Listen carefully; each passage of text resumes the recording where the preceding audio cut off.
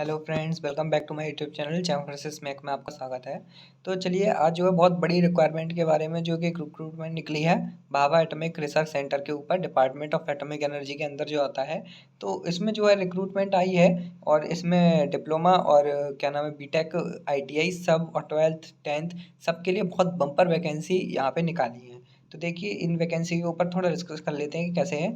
इसका जो application form की लास्ट डेट है वो 24 तारीख से लेकर के 22 तारीख तक के बीच में ओपन होगी। 24 अप्रैल से 22 मई तक ये ओपन रहेगी। तो आप इसके बीच में अपना फॉर्म कभी भी फिलअप कर सकते हैं, ठीक है। तो इसमें देखिए सबसे पहले वैकेंसी डायरेक्ट रिक्रूटमेंट आपको दिख रहा होगा, जहाँ पे लिख रहा है टेक्निकल ऑफिसर, साइंटिफिक असिस्टेंट और टेक्नीशियन बी। ये सारे की सारी वैकेंसी जो है ये बीटेक वालों के लिए निकाली गई हैं, ग्रुप ए बी और सी के लिए, ठीक है। ये डायरेक्ट रिक्रूटमेंट है। और सेकंड वैकेंसी है स्टेपेंडरी ट्रेनी के लिए, जिनमें अच्छी खासी वैकेंसी कैटेगरी 1 में है 1216 और कैटेगरी सेकंड में है 2946, ठीक है। ये वैकेंसी भी परमानेंट है। आप सोचोगे ट्रेनिंग की स्कीम है, लेकिन नहीं, इनमें 2 साल की ट्रेनिंग रहती है, उसके बाद इन पे भी परमानेंट कर दिया जाता है। पहली साल स्टेपेंड कैटेगरी 1 में 24,000, सेकंड ईयर में शायद दूसरी साल में 26,000 रहेगा। कैटेगरी 1 जो है डिप्लोमा बीएससी वालों के लिए है और कैटेगरी सेकंड जो है आईटीआई और 10th वालों के लिए है, ठीक है। तो स्टाइपेंड आप देख सकते हैं, वैकेंसी आप देख सकते हैं। उसके अलावा बात कर लेते हैं कि जो डायरेक्ट रिक्रूटमेंट है टेक्निकल ऑफिसर की, इनमें देखिए आप अपनी अपनी क्वालिफिकेशन देख सकते हैं। एमएससी मांगा है, किसमें कितनी सीटें हैं वो आप यहाँ पे क्लियरली देख सकते हैं, ठीक है। स्क्रीन को पॉज करके आप अच्छे से यहाँ पे क्लियरली व्यू कर सकते हैं इनका। इसके अलावा बात करते हैं कि जो डिप्लोमा बीटेक पे निकली है वैकेंसी, आप मैकेनिकल की देख सकते हैं। देखिए मैकेनिकल की मैं आपको बता देता हूँ, 44 वैकेंसी टोटल हैं, जिनमें 15 general, EWS 6, OBC 11, SC ST के 8 और 4 हैं, ठीक है। बीटेक मैकेनिकल की ही सिर्फ मैं बात करूंगा, बाकी अदर ब्रांचेस की नहीं बताऊंगा।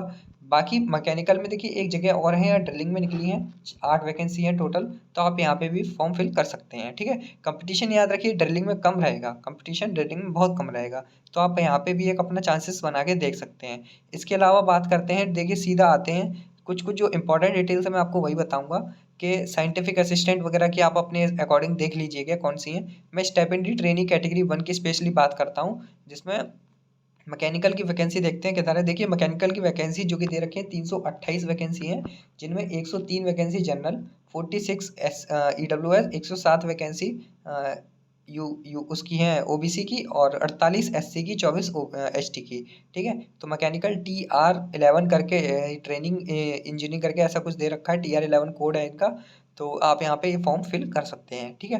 बाकी अदर ब्रांचेस के लोग अपना अपना ये फॉर्म देख सकते हैं कितनी कितनी वैकेंसी हैं। सिविल में भी अच्छी खासी वैकेंसी हैं और इलेक्ट्रिकल में भी इन लोगों ने काफ़ी अच्छी वैकेंसी दी है और केमिकल में भी काफ़ी सही वैकेंसी है। तो आप अपनी यहाँ पे वैकेंसियों को देख सकते हैं, ठीक है। अब बात कर लेते हैं कि इनमें क्या क्या डिटेल्स आगे दे रखी हैं और कौन कौन सी चीज़ें बहुत समझने की हैं इसमें। तो मैं आपको कुछ ज़रूरी ज़रूरी जो डिटेल्स है सिर्फ वही बताऊंगा मैं। बाकी आप अपने 12th वगैरह 10th बेसिस पे देख सकते हैं, 12th बेसिस पे भी अच्छी खासी वैकेंसी दे रखी है इन लोगों ने, ठीक। और अब बात कर लेते हैं कि एज लिमिट वगैरह इन लोगों ने क्या दिया है। तो आप देखिए इसमें हाइट जो मांगी है 160 सेंटीमीटर हाइट मांगी है। ये मेल और फीमेल दोनों के लिए इन लोगों ने इक्वल कर दिया, जबकि ऐसा नहीं होना चाहिए था, लेकिन फिर भी ठीक है, इन लोगों के अकॉर्डिंग जो भी है ठीक है। अब वेट जो है 45 केजी चाहिए। ट्रेनिंग स्कीम यानी कि स्टेपेंडरी ट्रेनिंग के लिए मैं आपको बता रहा हूँ, ठीक है। एज लिमिट की बात कर लें तो एज लिमिट देखिए ट्रेनिंग वालों के लिए कैटेगरी 1 में जो डिप्लोमा से हैं उनकी डेट ऑफ जो डेट है, डेट ऑफ बर्थ है, वो 19 साल से 24 साल के बीच में एज होनी चाहिए, ठीक है। और स्टाइपेंडी ट्रेनिंग कैटेगरी सेकंड के लिए 18 से 22 यानी कि बहुत कम रखी गई है। तो इसमें कंपटीशन काफ़ी कम रहेगा, ठीक है। बाकी आप एज रिलैक्सेशन देख सकते हैं, ओबीसी के लिए 3 साल, SC ST के लिए 5, फिर अनरिजर्व PWD है तो 10 साल। बाकी इस तरीके से रिजर्वेशन इन लोगों का रहता है। तो आप अपना अपना रिजर्वेशन यहाँ पे चेक कर सकते हैं, ठीक है। लेकिन अगर आप कहीं भी गवर्नमेंट सेंट्रल गवर्नमेंट में पहले से काम करते हैं तो आपके लिए जो एज रिलैक्सेशन है वो काफ़ी बढ़ा के 45 साल कर दिया जाएगा फॉर किसके लिए, SC ST कैटेगरी के लिए, ठीक है। और बाकी जनरल के लिए 40 रहेगी एज, ठीक है। अब बात कर लेते हैं कुछ नेक्स्ट पॉइंट की जो कि काफ़ी ज़रूरी है।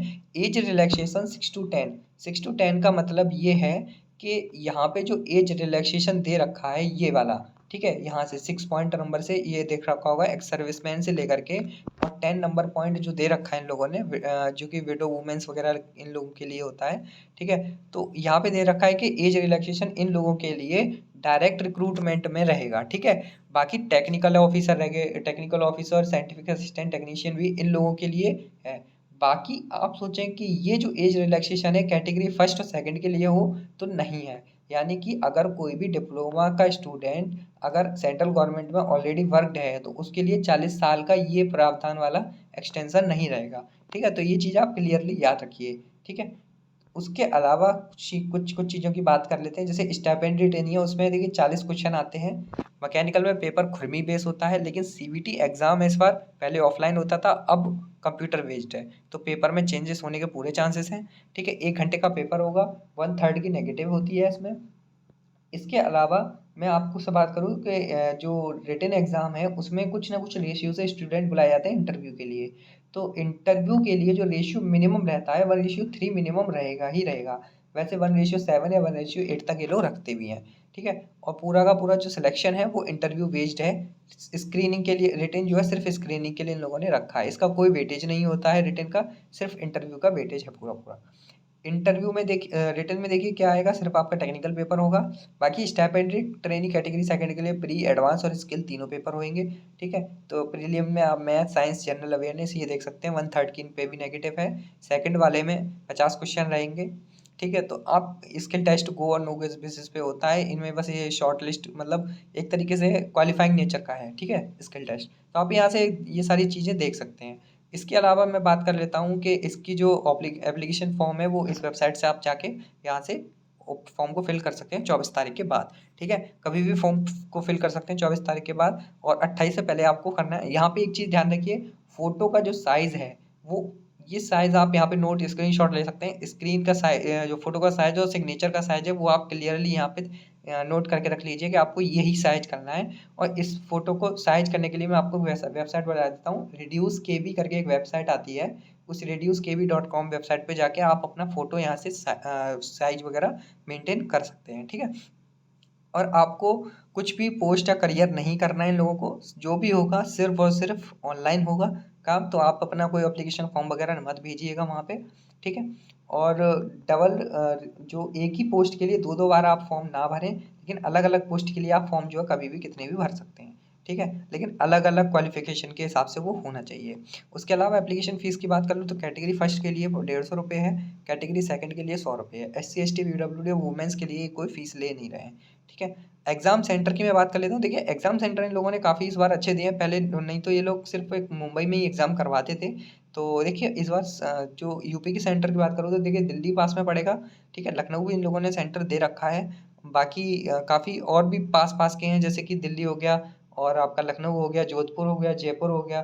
ठीक है, तो ये इन लोगों ने सेंटर काफ़ी ज़्यादा दे रखे हैं अच्छे। तो आप यहाँ से देख सकते हैं कौन कौन से इनके से आपके पास का जो सेंटर हो आप वो फिल कर सकते हैं फॉर्म को। ठीक है, इसके अलावा मैं बात कर लेता हूँ कि जो एडमिट कार्ड वगैरह आएगा वो कहाँ पे आएगा। तो एडमिट कार्ड वगैरह ये अपनी वेबसाइट पे ही देंगे। ठीक है, तो आप वहाँ से आके अपने एडमिट कार्ड को डाउनलोड कर सकते हैं।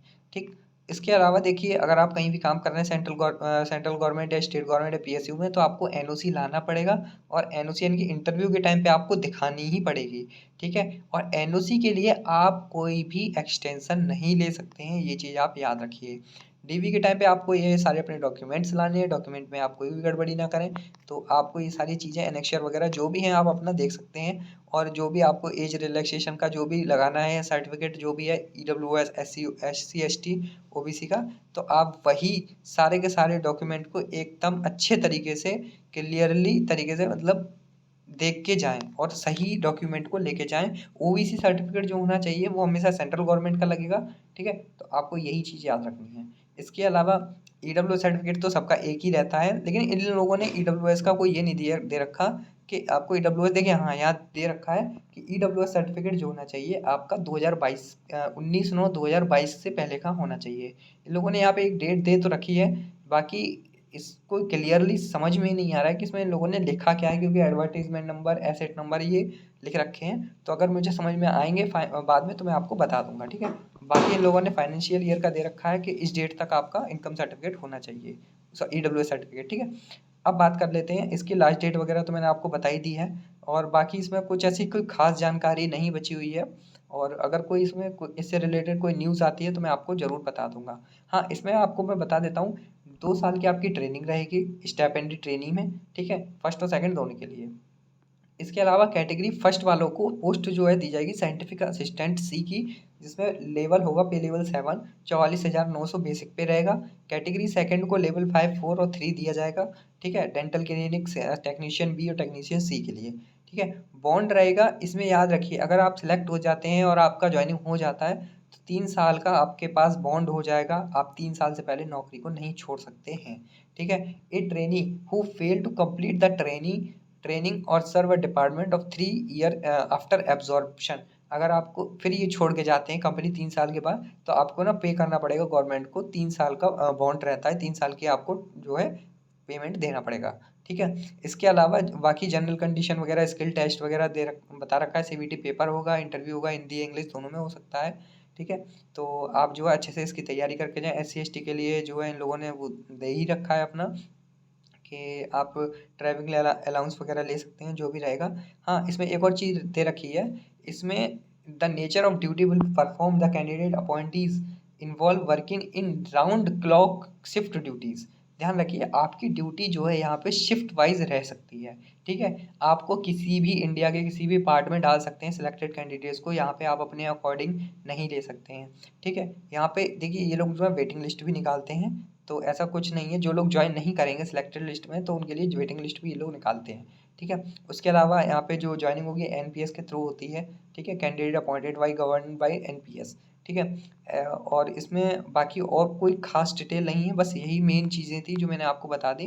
तो अगर ये वीडियो आपको अच्छी लगी हो तो चैनल को सब्सक्राइब कर देना। बाकी ये फॉर्मेट दे रखे हैं इन लोगों ने, तो आप इन फॉर्मेट्स पर अपना अपना फॉर्म वगैरह जो भी सर्टिफिकेट है वो ला सकते हैं। ठीक है, अगर ये वीडियो आपको अच्छी लगी हो तो चैनल को सब्सक्राइब कर देना, वीडियो को लाइक कर देना। Thank you.